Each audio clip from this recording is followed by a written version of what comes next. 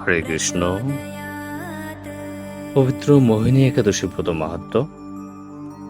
কুর্মপুরাণে বৈশাখ শুক্লপক্ষের মোহিনী একাদশীর ব্রত মাহাত্ম্য বর্ণনা করা হয়েছে। মহারাজ যুধিষ্ঠির বললেন, হে জনার্দন, বৈশাখ শুক্লপক্ষের একাদশীর কি নাম, কি ফল, কি বিধি, এ সকল কথা আমার নিকট বর্ণনা করুন। উত্তরে ভগবান শ্রীকৃষ্ণ বললেন, হে ধর্মপুত্র, আপনি আমাকে যে প্রশ্ন করেছেন, পূর্বে শ্রী রামচন্দ্র ও বশিষ্ঠের কাছে এই একই প্রশ্ন করেছিলেন।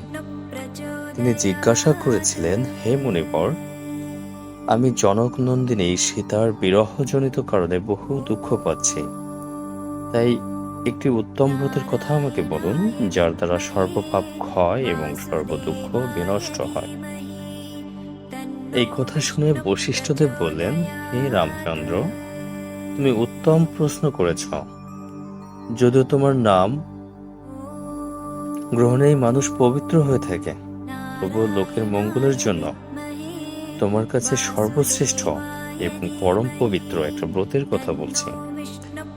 বৈশাখ মাসের শুক্লাপক্ষিয়া একাদশী মোহিনী নামে প্রসিদ্ধা। এই ব্রত প্রভাবে মানুষের সকল পাপ, দুঃখ ও মোহজাল অচিরেই বিনষ্ট হয়।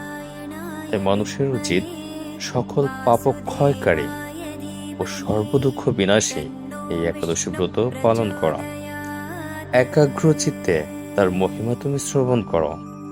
এই কথা শ্রবণ মাত্রেই সমস্ত পাপ বিনষ্ট হয়। হরে কৃষ্ণ। পবিত্র সরস্বতী নদীর তীরে ভদ্রাবতী নামে এক সুশোভনা নগরী ছিল। চন্দ্রবংশজা ধৃতিমান নামে এক রাজা সেখানে রাজত্ব করতেন। সে নগরীতে ধনপাল নামে এক বৈশ্য বাস করতেন। তিনি ছিলেন পুণ্যকর্ম সমৃদ্ধশালী ব্যক্তি। তিনি নলকূপ, জলাশয়, উদ্যান, মঠ ও গৃহ ইত্যাদি নির্মাণ করে দিতেন। তিনি ছিলেন বিষ্ণু ভক্তি পরায়ণ ও শান্ত প্রকৃতির মানুষ।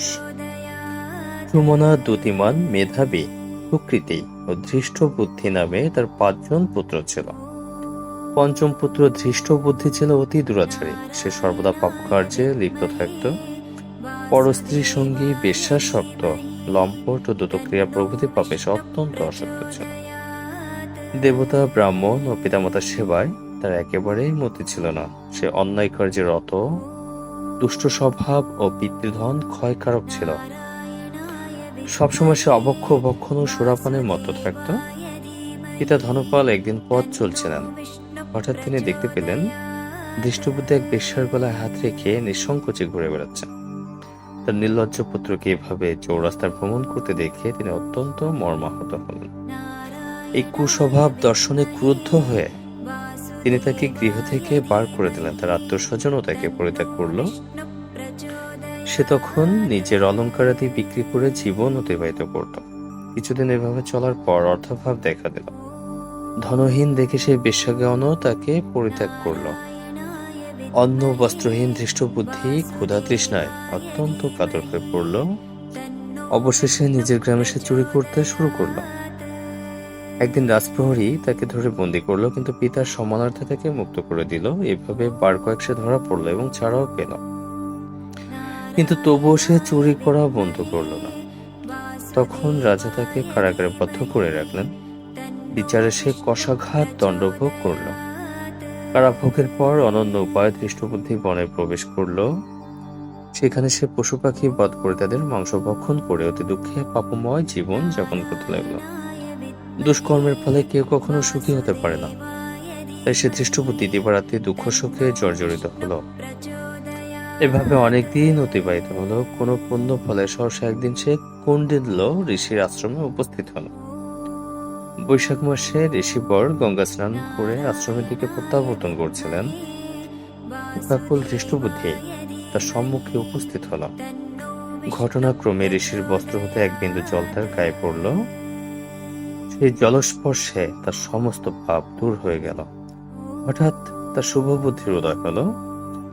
ঋষির সামনে সে কৃতাঞ্জলি ফুটে প্রার্থনা করতে লাগলো, হে ঋষি শ্রেষ্ঠ, যে পুণ্য প্রভাবে আমি এই ভীষণ দুঃখ যন্ত্রণা থেকে মুক্তি লাভ করতে পারি তা কৃপা করে আমাকে বলুন। ঋষিবর বললেন, বৈশাখ মাসের শুক্লপক্ষে মোহিনী নামে যে প্রসিদ্ধ একাদশী আছে, তুমি সেই ব্রত পালন করো। এই ব্রতের ফলে মানুষের বহু জন্মার্জিত পর্বত পরিমাণ পাপরাশি ক্ষয় হয়ে থাকে। মহামুনি বশিষ্ঠ বললেন, কৌন্ডিন্য ঋষির উপদেশ শ্রবণ করে প্রসন্ন চিত্তে দৃষ্টবুদ্ধি সেই ব্রত পালন করলো।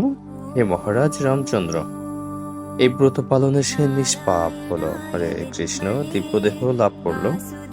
অবশেষে গরুড়ে আরোহণ করে সকল প্রকার উপদ্রবহীন বৈকুণ্ঠধামে গমন করল। হে রাজন, ত্রিলোকে মোহিনী ব্রত থেকে আর শ্রেষ্ঠ ব্রত নেই। যজ্ঞ, তীর্থস্থান, দান ইত্যাদি কোনো পুণ্যকর্ম এই ব্রতের সমান নয়। এই ব্রত কথা শ্রবণ কীর্তনের সহস্র গুণানের ফল লাভ হয়। হরে কৃষ্ণ।